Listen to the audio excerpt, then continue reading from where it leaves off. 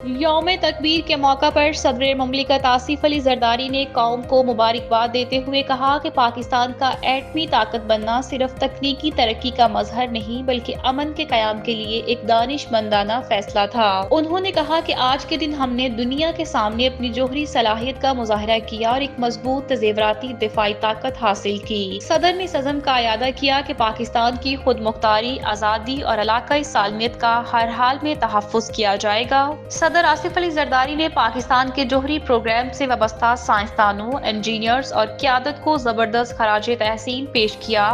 اور کہا کہ اس قومی منصوبے کی بنیاد رکھنے پر شہید ذوالفقار علی بھٹو کو خراج عقیدت پیش کرتے ہیں، جن کی قیادت میں یہ سفر شروع ہوا اور شہید محترمہ بے نظیر بھٹو کی سرپرستی میں یہ سفر مزید مضبوط ہوا۔ انہوں نے کہا کہ پاکستان کی جوہری صلاحیت موجودہ علاقائی صورتحال میں ایک قابل اعتبار دفاعی قوت ہے جو کسی بھی جارحیت کا بھرپور جواب دینے کی صلاحیت رکھتی ہے۔ انہوں نے حالیہ بھارتی جارحیت کا حوالہ دیتے ہوئے کہا کہ پاکستان نے ذمہ دارانہ حکمت عملی اور تزیوراتی تحمل کا مظاہرہ کیا اور آپریشن بنیاد مرصوص کے تحت نپاتلا رد عمل دے کر دشمن کو پیچھے ہٹنے پر مجبور کر دیا۔ صدر نے کہا کہ آج کا دن ہمیں یاد دلاتا ہے کہ قومی خود مختاری کے تحفظ کے لیے ہم سب کو متحد رہنا ہوگا۔ وزیر اعظم شہباز شریف نے یوم تکبیر کے موقع پر اپنے پیغام میں کہا کہ 27 برس قبل آج ہی کے دن پاکستان دنیا کی 7ویں اور مسلم دنیا کی پہلی ایٹمی قوت بنا، جس پر ہم اللہ تعالیٰ کا شکر ادا کرتے ہیں اور پوری قوم کو دل کی اتھاہ گہرائیوں سے مبارکباد پیش کرتے ہیں۔ انہوں نے کہا کہ اس بار یوم تکبیر اس وقت منایا جا رہا ہے جب پاکستان نے بھارت کی بلا جواز مسلط کردہ جنگ میں 6 سے 10 مئی کے دوران فیصلہ کن کامیابی حاصل کی۔ انہوں نے کہا کہ یہ فتح اللہ کے فضل سے حاصل ہوئی اور اس نے یوم تکبیر کی خوشیوں میں اضافہ کر دیا۔